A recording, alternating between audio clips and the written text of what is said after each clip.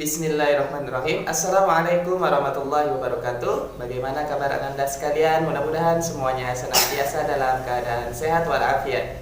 Baik, kali ini kita akan belajar tema 1, subtema 1.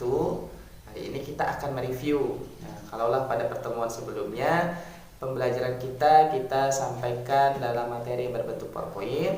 Kali ini insya Allah Ustadz akan menyampaikan untuk mereview materi kita pada tema 1, subtema 1.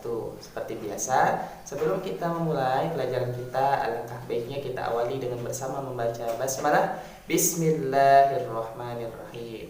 Baik, pada tema 1, subtema 1, kali ini kita akan mereview materi bahasa Indonesia dan IPA. Kita perhatikan baik-baik ya. Pada tema 1, subtema 1 di Mupel Bahasa Indonesia, kita belajar tentang teks laporan hasil pengamatan. Apa itu teks laporan hasil pengamatan? Teks laporan hasil pengamatan adalah teks yang dibuat berdasarkan pengamatan yang sudah dilakukan. Ingat kata kuncinya, teks laporan hasil pengamatan adalah berdasarkan, teks yang dibuat berdasarkan pengamatan yang sudah dilakukan. Isinya apa saja sih? Nah, ternyata isinya dari teks pengamatan atau teks laporan hasil pengamatan ini ada 3 unsur utama. Yang pertama, di awal dia berisi tentang informasi umum secara keseluruhan. Kemudian yang kedua, terdapat di dalamnya adalah fakta-fakta atau kenyataan-kenyataan atau temuan-temuan yang ditemukan pada saat melakukan pengamatan tersebut. Kemudian yang ketiga, simpulan atau kesimpulan atau intisari dari hasil pengamatan tersebut. Nah, sekarang kita akan mencoba untuk melakukan penelitian atau pengamatan pada salah satu makhluk hidup, yaitu tumbuhan. Nah, kita akan mencoba mengamati bagaimana sih cara berkembang biaknya tumbuhan secara generatif. Kali ini kita akan membahas tentang perkembangbiakan tumbuhan secara generatif. Apa sih perkembangbiakan tumbuhan secara generatif? Itu adalah perkembangbiakan yang terjadi karena adanya peleburan antara sel kelamin jantan atau benang sari dengan sel kelamin betina, yaitu putik. Ya, peleburan antara benang sari atau sel kelamin jantan dengan putik atau sel kelamin betina. Nah, sekarang kita lihat, kita imajinasikan kita sedang melakukan sebuah pengamatan. Kita anggap di sini ada 4 pot. Ini jenisnya sama, yang 3 ini jenisnya sama. Sedangkan yang paling ujung sebelah sini, nah, bisa dilihat dari mahkotanya agak sedikit berbeda. Saya gambarkan di sini. Nah, untuk yang pertama, ini bunganya sendiri dan dia berdiri sendiri dalam satu pot.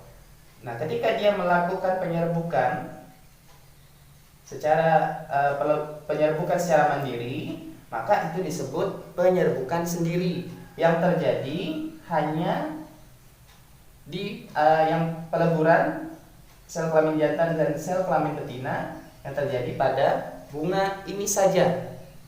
Jadi pada satu bunga, jadi proses tersebut dilakukan atau terjadi pada satu bunga ini. Nah, kemudian sekarang kita ilustrasikan di pot yang kedua. Ini ada satu pohon bunga, namun pada pohon tersebut terdapat 2 bunga. Oke, terdapat 2 bunga. Nah, karena ini sama-sama sedang berbunga di antar setiap cabangnya, dia melakukan penyerbukan karena terkena angin bisa, atau terkena kepakan sayap dari kupu-kupu dan seterusnya, serangga yang lainnya. Nah, terjadilah penyerbukan antara bunga yang satu dengan bunga yang lain, namun dia masih dalam satu pot atau dalam satu pohon. Maka ini disebut dengan penyerbukan tetangga. Nah, kemudian kita sekarang ilustrasikan terjadinya penyerbukan antara bunga yang pot yang kedua dengan pot yang ketiga. Tapi ini jenisnya sama. Perhatikan, ini jenisnya sama. Antara pot yang kedua dan yang ketiga sama. Penyerbukan ini terjadi antar pohon yang kedua dengan pohon yang ketiga, namun jenisnya sama. Maka ini disebut penyerbukan silang. Sekarang kasus yang keempat. Ada dua pot ketiga dan pot yang keempat. Tadi di awal sudah disampaikan bahwasanya bunga yang keempat ini, pot yang keempat ini bunganya berbeda, variannya berbeda. Nah, terjadilah penyerbukan antara dua pot ini. Ini disebut penyerbukan bastard. Nah, jadi kesimpulannya apa? Oh, ternyata kesimpulannya berkembang biakan tumbuhan secara generatif ada 4 macam, yaitu penyerbukan sendiri, penyerbukan tetangga, penyerbukan silang, dan penyerbukan bastard. Nah, seperti itu. Nah, setelah kita melakukan sebuah pengamatan, kita tuliskan dengan kata-kata.